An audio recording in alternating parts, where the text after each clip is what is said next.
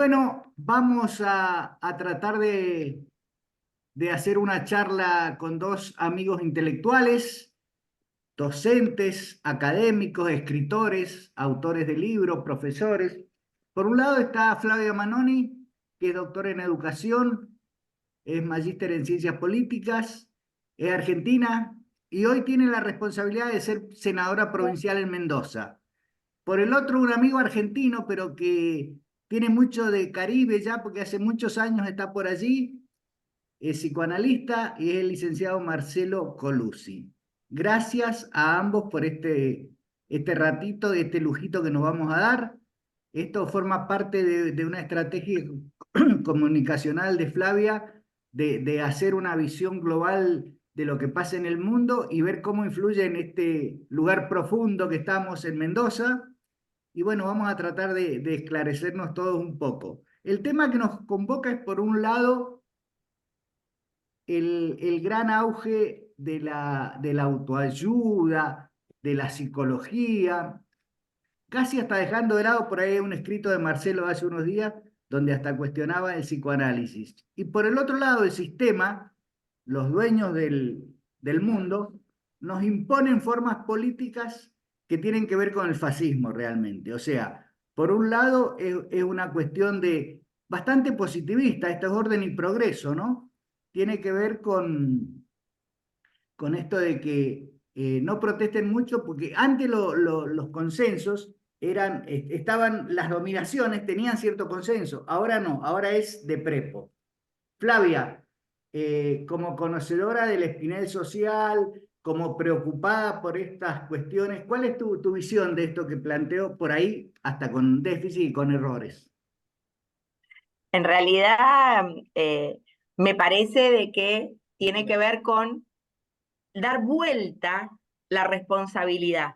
La responsabilidad que es del sistema termina recayendo a partir de una suerte de meritocracia en determinados sectores de la población que por sus propias, entre comillas, por supuesto siendo irónicas, falencias, no pueden o no quieren o no tienen las capacidades o no se la han creído lo suficiente para poder modificar su propia realidad.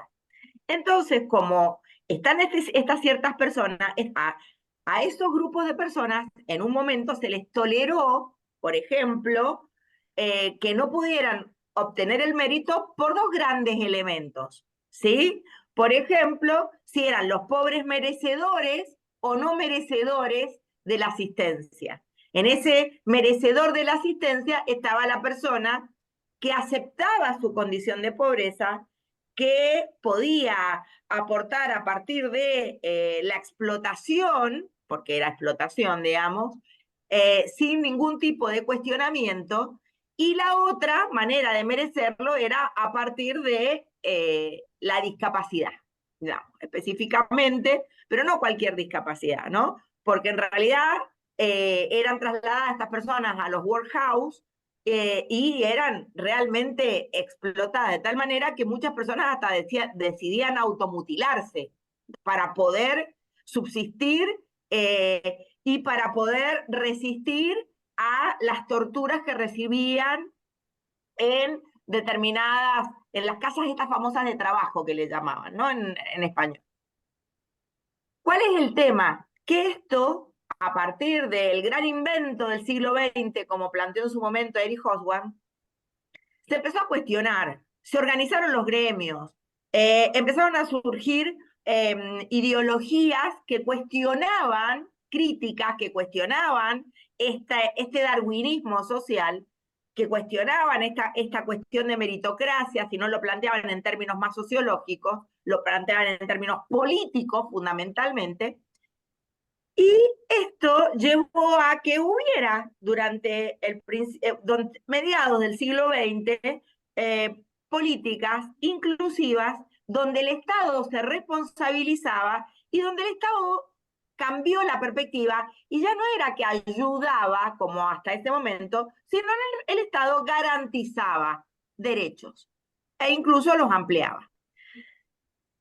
A partir de las luchas colectivas, porque seamos sinceros, digo, en el caso del Ni Una Menos o los grupos de las mujeres y qué sé yo, fueron luchas también bien fuertes de las mujeres, porque tampoco creamos que solamente fue una voluntad la que lo logró cambiar, modificar, transformar, sino fueron luchas colectivas y uniones fuertes en determinados intereses, porque en algunas cuestiones no había ni siquiera un punto de acuerdo. ¿Cuál es el tema? El tema que a partir de determinadas teorías que no son actuales, porque el darwinismo social estamos hablando de lejos de allá, empezó a haber un retroceso a partir de las supuestas ideas del neoliberalismo, pero que han llegado a un punto de crueldad tal y de demonización y de aporofobia, que en realidad, en vez de plantear que la persona requiere tal o cual política pública, merece ser aniquilado. De hecho, ustedes saben que hay hasta ideas de lo que pasó con el COVID, incluso, por ejemplo, la inacción que hoy tenemos en Argentina con el tema del dengue, porque lo vemos en otros términos. Entonces, cuando leía a Marcelo Colucci, Marcelo, la verdad, un placer, Mm. yo decía, ¿cuál era el lema de alguna de estas expresiones fascistas? Bueno, que lo explicó muy bien Gramsci, ¿no? Nosotros con el intelectual orgánico. Eh, ¿Cuál era la visión? Era, sí se puede, si vos te lo proponés, podés, tener cuidado porque entonces no te lo has propuesto lo suficiente, por eso no lo has logrado. Entonces, cambiamos el eje de la cuestión y la responsabilidad queda específicamente en el ciudadano que no logra incluirse. Porque es Buenísimo, él el que no Flavia. logra incluirse, no un Estado que incluye o no. Claro. Sos artífice de tu propio destino, no tenés patrones. Marcelo, Bueno, con el invento de la resiliencia, claro, el planteo que, digamos, digamos, hasta borraron del mapa gente que es positivista como el inconsciente colectivo bueno, con Durkheim con el inconsciente colectivo lo borraron del mapa también, digamos. Ojalá fuera positivista, ojalá, es ni el mal menor, siquiera, es el mal menor porque ese. tendría porque por lo menos me traería alguna estadística, algún número desde algún lugar.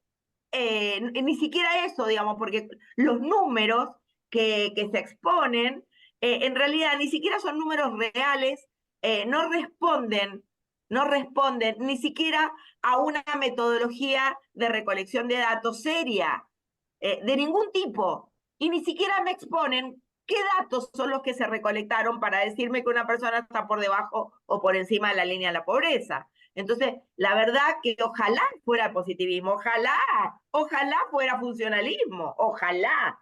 Ni siquiera. Acá estamos hablando de la aniquilación de determinados sectores que son culpables de eso y que generan que yo le tenga más lástima al perrito abandonado en la calle que al niño que está siendo torturado, a grupos enteros de personas que viven del cartoneo. Digo, ha cambiado tanto el chip que hasta estos sentipensares, porque también nos han influido en los sentimientos, hace que hay determinados grupos que realmente no tengamos ninguna capacidad empática para poder sentir nada de esa exclusión y nada sobre esa pobreza y nada porque son los responsables de la misma. Entonces, son los culpables de eso. Entonces, ¿yo qué tengo que hacer? Nada, esperar Marcelo, que se mueran. Marcelo, ¿cómo ves esta descripción donde se ha, según bien define Flavia, se ha invertido la carga de la prueba? Resulta que ahora los culpables somos los pobres. ¿Cómo lo ves?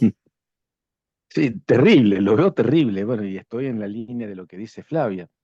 El capitalismo moderno, ya desde hace siglos, ha ido transformando lentamente esta ideología, por así decirlo, del nosotros en el yo, priorizando el yo.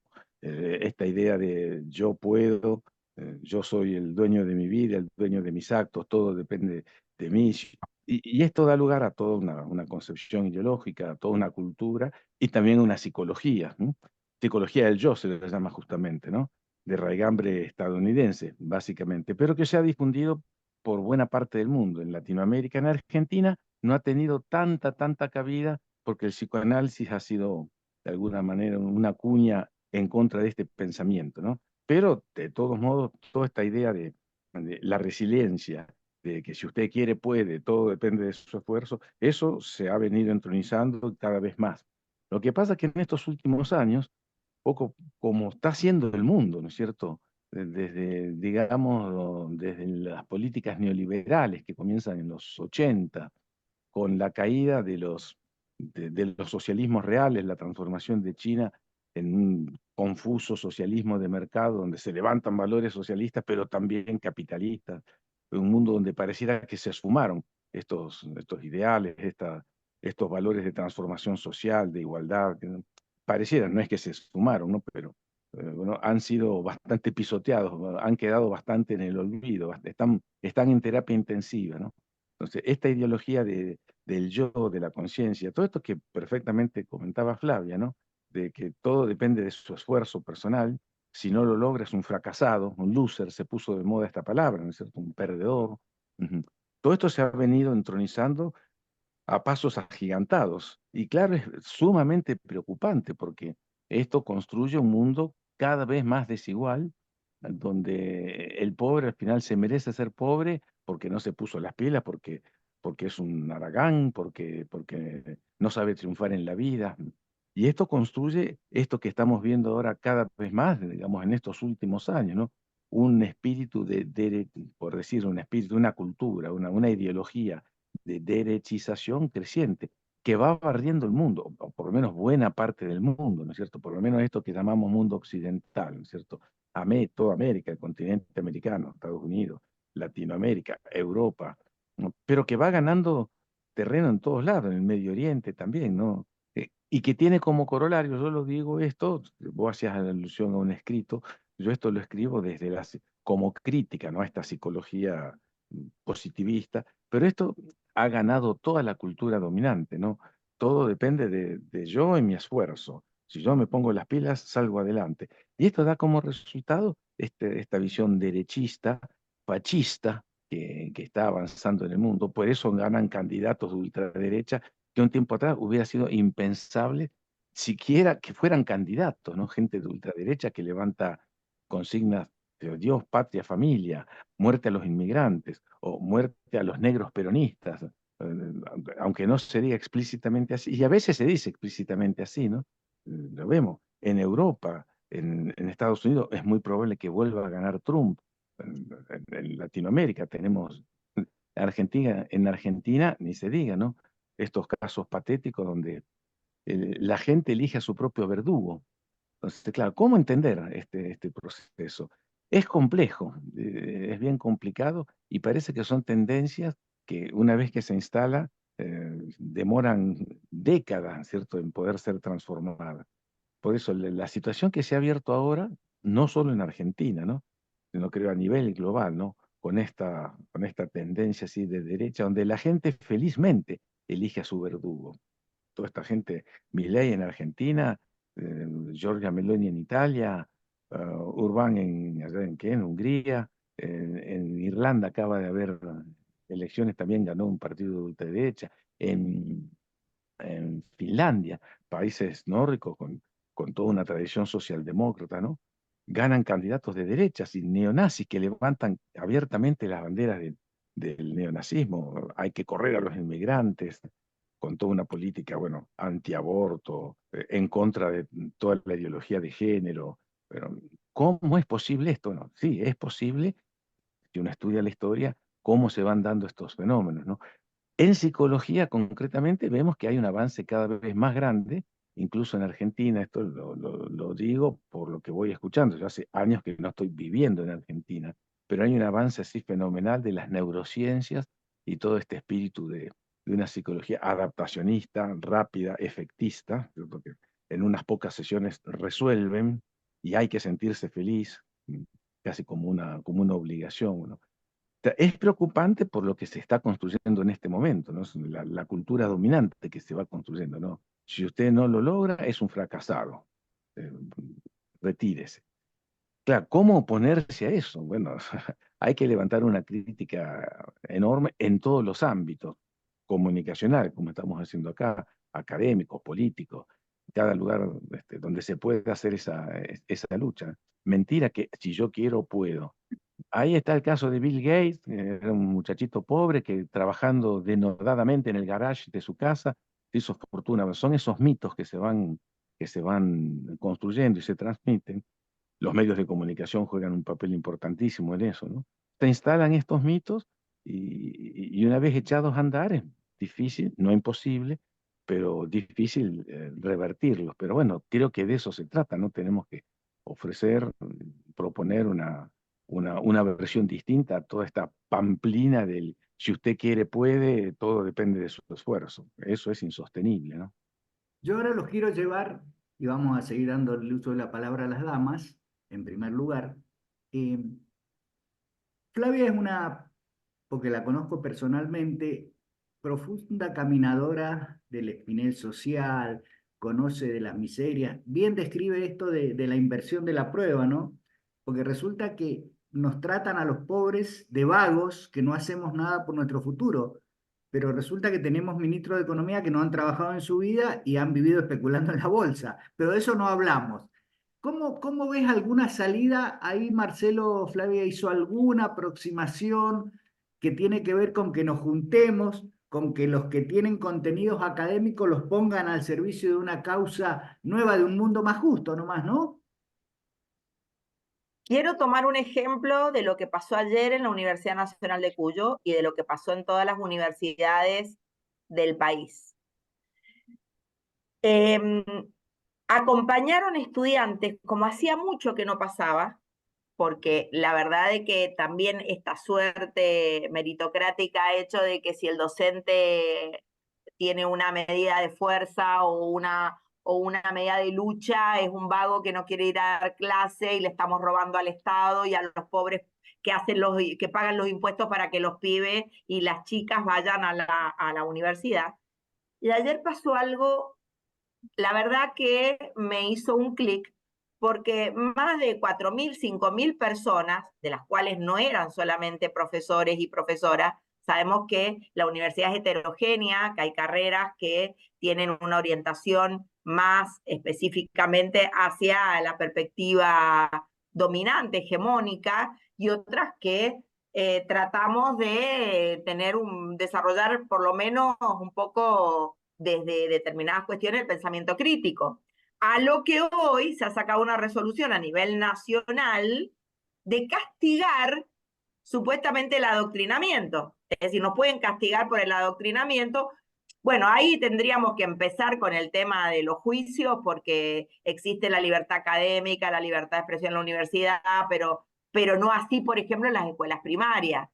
¿Sí? Estoy hablando de en un acto que una directora dijo cómo les va a todas, todos y todes, y la sancionaron y la suspendieron. Digo, pero bueno, volviendo al ejemplo de ayer, vi muchísimas estudiantes y profesores marchando en defensa de la universidad pública como un bien, fíjate, ya no como un recurso, como un bien público. Eso por un lado, y eso ya a mí me da un pequeñito halo de luz. La otra, en cuanto a las representaciones sociales, si lo planteamos en términos de Moscovici y Jodelet, digamos, esto de ese núcleo tan difícil, bueno, pero hay núcleos periféricos que se están cuestionando. ¿Y sabes cómo se cuestionan? Cuando les llega la boleta de la luz a un bodeguero de una bodega chiquita de 16 millones de pesos de luz. Digo, no lo cuestiona el pensamiento crítico, lo cuestiona que ahora tiene, con lo que pagaba una boleta de luz, pagaba 6 empleados. Y que o va a tener que echar empleados, o va a tener que cerrar la bodega, va a tener que tomar alguna decisión. Y en el caso específico de Mendoza, que se da que hay todavía una gran porción de pequeños y medianos productores, digamos, si bien hay grupos hegemónicos que sabes que tienen todo. Vos viste el intento de reforma de código minero es para darle la minería, ya sabes, a un determinado sector, la luz la maneja otro sector, el gas lo maneja otro sector, bueno, lo sabemos, pero todavía hay un pequeño y mediano grupo de pequeños y medianos productores, de profesionales, que están empezando a cuestionar esto que no les alcanza para vivir. No pueden empatizar con con la persona, entre comillas, que ellos consideran excluida, pero lo están viendo en su propio bolsillo. Entonces, creo que este discurso, que también, digamos, porque también están ganando los fascismos gracias a los medios también, como decías vos, de blindaje mediático, pero también a que los gobiernos populares o los gobiernos que tenían como función la reivindicación de derechos, ¿sí? Y que son mucho más cuestionados en sus deslices, entre comillas, si queremos decir desliz a un delito, por supuesto que no. Por ejemplo, acá, previo a las elecciones, el jefe de campaña de un gobierno andaba en un yate, digo, eso a la derecha se le perdona, pero a los gobiernos populares no se le perdona. Entonces, tampoco cumplieron la función que tenían que cumplir, ni de comunicación, y ni siquiera dimos la batalla cultural, ni la dimos siquiera. Entonces, también somos culpables, los gobiernos populares, de que lleguen estas derechas. Porque nadie que se siente que está, entre comillas, con el individualismo y con las corrientes de pensamiento y todo lo que nosotros queramos, se siente que este gobierno es honesto, que está bien, etcétera, va a ir a votar a un fascista. Por más que en el fondo sienta que ese le gusta más. ¿Se entiende lo que les quiero decir? Digo, creo que también hemos tenido un profundo fracaso, por lo menos en Argentina, que voy a hacer el análisis de Argentina, los gobiernos que se llaman populares. Porque, a ver, hasta hace 10 años, un gobierno popular ganó por 54% de los votos y sin balotaje. Acá gana por lo mismo, pero con balotaje.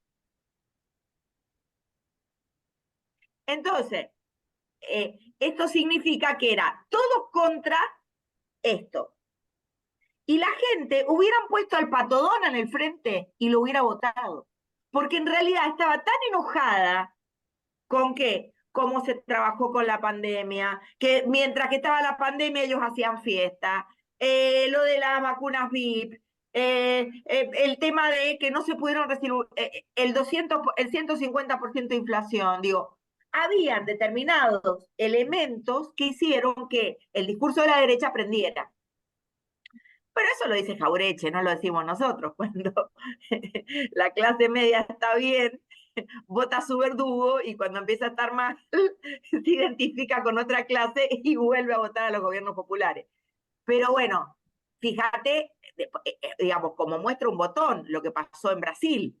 Y también creo que hemos tenido poca apertura para poder entender otras ideas, porque me ha pasado a mí en lo personal, de que cuando me planteaban ideas tan ultra derechas o neofascistas, yo en vez de escuchar y ver los fundamentos del por qué, me enojaba, decía, ¿cómo puede ser que una persona universitaria que ha tenido la capacidad, que se ha recibido en una universidad pública, que ha pagado el pueblo, que tiene que ver, pueda opinar de tal o cual manera? Y ¿sabes qué? No hemos escuchado. No logramos empezar a escuchar lo que estaba pasando. No leímos la realidad, porque creíamos que las personas, teniendo una buena jubilación, con la jubilación de ama de casa, con la ley del IFE, durante la pandemia, con la interrupción voluntaria del embarazo, teníamos a las mujeres, con la ley de manejar el 6% de la educación y el FONIT íbamos a tener a los docentes, con el tema, y no, gente que no votaron en contra. En Mendoza el 70% votó en contra. ¿Qué pasó? Sí, La expresión del peronismo de Mendoza, como peronismo, sacó 14 puntos. El piso que nunca, jamás, nunca se perforó ese piso. Nunca, no. jamás se perforó ese piso. ¿Qué pasó? ¿Qué pasó? Y ahí en ese qué pasó, no quiero racionalizar solamente, porque con el diario El Lunes es más fácil. ¿Qué hicimos mal? ¿Qué errores cometimos? Porque también teníamos discursos que eran progresistas, teníamos discursos inclusivos, pero las políticas no lo eran. No teníamos impuesto a la riqueza, la minería se llevaba todo y tipo efecto langosta dejaba el 3% solamente en impuestos en la Argentina. No le pudimos poner el coto ni siquiera a Vicentín, que todos salían a la calle, éramos todos Vicentín. Digo, algo, indudablemente, se hizo mal. ¿Lo escuchamos al Marcelo? Sí, creo que sí es cierto, algo han hecho mal los gobiernos populares, pero creo que es complejo, hay más causas todavía, porque esto pasa en muchos contextos, ¿no? No solo en Argentina, pasó en Brasil, pasó en Chile, la gente eligió a Piñera. Cuando se presentó la nueva constitución, la gente votó en contra de esa constitución, una constitución que superaba el pinochetismo. Pasó en Colombia, la gente eligió un uribista, ¿no? Iván Duque, un tipo de ultraderecha. Bueno, ahora Sí, eligió a alguien de izquierda como Petro. En fin, pero se ve que esto es un fenómeno que se está dando mundialmente, ¿no? En Estados Unidos las encuestas ya lo están empezando a dar, aunque está muy compleja la situación. Los demócratas están haciendo lo imposible para que Trump no pueda llegar a la presidencia, ¿no? No se le inventan, pero se sacan a luz, bueno, ilícitos para poder terminar encarcelándolo incluso, pero es probable que con presión popular, etcétera, llegue a la contienda electoral y la gane con buen margen. O sea, la gente busca un candidato fascista que saca inmigrantes a las patadas, ¿no? Se permite decir y nadie se lo adversa. Nosotros, los países civilizados, y literal, ¿no? Y los países de mierda. Nosotros estamos en la lista de los países de mierda. Y eso se dice y queda impune, ¿no? Pero pasa en Europa, la culta y distinguida Europa. Francia se salvó por un 2% y es probable que la nueva elección gane, es probable, Marie Le Pen o alguien de la ultraderecha, ¿no? De la ultraderecha anti-inmigrantes, ¿no? Estas posiciones homofóbicas, racistas, sí, de ultraderecha conservadora, Que no se religiosa, oponen a lo de Palestina. por no. ejemplo. Entonces, claro, por supuesto que en Argentina hay mucha tela que cortar y ahí yo no me autorizo a hablar porque realmente estoy muy lejos, no solo geográficamente, no, estoy muy lejos, ya hace 30 años que no estoy en Argentina, sigo el proceso, pues un poco lo sigo desde lejos, me interesa, claro, es mi país, me da mucha tristeza, ¿no? Todo lo que veo que está pasando, realmente no lo puedo terminar de creer. Y ahora se habla de la Patagonia va a quedar para el Estado de Israel. Parece un chiste de mal gusto, pero bueno, no sé realmente cuánto de cierto habrá con eso, pero lo que veo que es un fenómeno mundial, ¿no es cierto? Son estas tendencias como la hubo en la década de los 60, 70 del siglo pasado, que hubo toda una profundización de las luchas populares, una reivindicación de los ideales de izquierda, una mística guevarista incluso en Latinoamérica, juventud que se plegaba a los movimientos armados y pasó en todos lados, pasó en Argentina, pasó en todo el continente prácticamente, ¿no? Desde México hasta el sur de Chile, de la Patagonia, movimientos guerrilleros, teología de la liberación, digo, hasta la Iglesia Católica se puso acorde con todo ese espíritu de cambio, de transformación. Sí. Estudiantes y alumnos con la reconceptualización. Por todos lados, el Mayo francés como un faro que alumbraba ahí. Bueno, en fin, había toda para la década de los 80, una cuarta parte, un 25% de la población global vivía en países que, mal o bien, se podían decir socialistas, con todas las dificultades y críticas del caso, ¿no? La Unión Soviética, Europa del Este, la República Popular China, Laos, Camboya, en fin, Vietnam, los socialismos africanos, ¿no es cierto? Los países que salían, dejaban de ser colonias, se liberaban de las potencias europeas y abrazaban este socialismo africano que dio importantes resultados, ¿no? El socialismo árabe, ¿cierto? Claro, se presenta a Gaddafi y a Hussein como monstruos, asesinos, dictadores. Bueno, era un socialismo al modo árabe, interesante. Había toda una marcha hacia la izquierda, por eso el sistema prendió sus alarmas, ¿no? Y reaccionó como reaccionó. Vinieron estas represiones fabulosas, bestiales en Latinoamérica, las políticas neoliberales que acallaron. Finalmente las políticas estas, claro, hicieron más ricos a los que ya eran ricos, pero ayudaron básicamente a parar la protesta social, ¿no? Pues había todo un movimiento global, se puede decir, la revolución cultural china, incluso con todos los defectos que puede haber tenido, eran estas cosas que encendían la lucha, ¿no es cierto? 70, 80, ¿no? Vino la represión y ahora pareciera que, no, pareciera, no, lamentablemente es así, ¿no?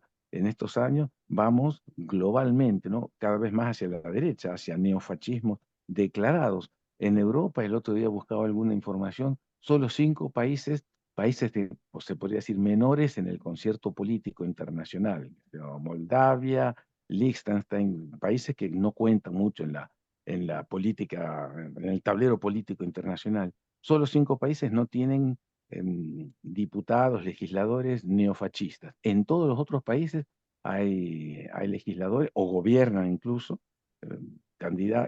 personas directamente presentadas como neofascistas, que no tienen ningún empacho en decirlo, ¿no? Hay que sacar a los inmigrantes, el problema son estos negros, estos árabes que se nos meten, estos sudacas que se nos meten. Mm, Ese discurso de derecha en Latinoamérica, tal vez acá no hay un discurso anti-inmigrante, pero hay un discurso también racista, finalmente, los negros, la negrada en Argentina, ¿no? Los choleros, bueno, en todos los países con alta presencia indígena, Perú, Bolivia, Ecuador, Guatemala, donde vivo, una discriminación que continúa, que se acentúa incluso, ¿no es cierto? Los indios son el factor de atraso entre comillas, por supuesto, ¿no? Son el factor de atraso de nuestros países. O sea que hay toda una tendencia global, ¿cierto? Así como la hubo hacia la izquierda años atrás, hoy día se da este proceso de fascistización, donde esta idea, esta ideología del yo puedo, todo depende de mi esfuerzo personal, el que no triunfa es un vago, un haragán, un dejado, no se puso las pilas. Incluso en psicología clínica se ve esto, ¿no es cierto? Tiene que salir adelante. Las recomendaciones que puede dar un psicólogo que trabaja desde esta percepción teórica, ¿no? Percepción, por decirlo de algún, porque no son teorías estas, ¿no? Deje atrás el pasado, mire al futuro, póngase las pilas y piensen que usted puede y lo va a lograr. Estas cosas engañosas, claro, crean realmente crean una distonía en la gente, ¿no es cierto? Porque si no puedo, entonces soy un fracasado, soy un tonto. Bueno, toda esta ideología se ha impuesto y se va imponiendo en este momento cada vez más, en forma creciente. Por eso hay que estar muy alertas con esto, denunciarlo, decirlo. Por eso me parece más que oportuno decir estas cosas acá, que estas cosas se difundan. Cada pequeña trinchera donde uno pueda hacer fuerza y decir estas cosas y denunciarlas, me parece imprescindible. Los que tenemos la posibilidad de un micrófono en la mano, divulgar y comentar, o estamos en una clase y tenemos un público que nos escucha, los estudiantes, bueno, esto no es adoctrinamiento, esto es pensamiento crítico, es invitar a pensar críticamente estas cosas que nos están maniatando, que nos están asfixiando cada vez más.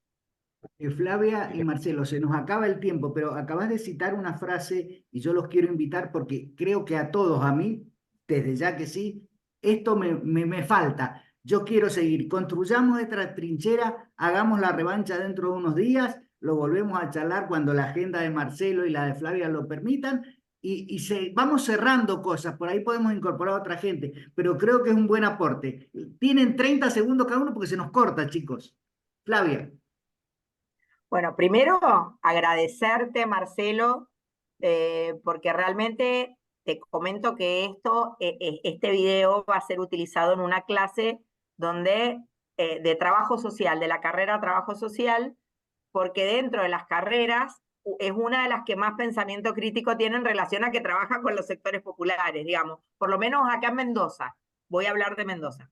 Entonces, esta clase, esta charla que hemos tenido, va a poder circular con estudiantes específicamente de trabajo social y de otras carreras como ciencias políticas y sociología, que tienen en su haber algo que es muy importante, que eligen estas carreras muchas veces porque logran leer algo de la realidad, previo a lo académico. Digamos, con otras, hay otras también otras elecciones y por qué, pero no, digamos en su generalidad, por decirlo de alguna manera.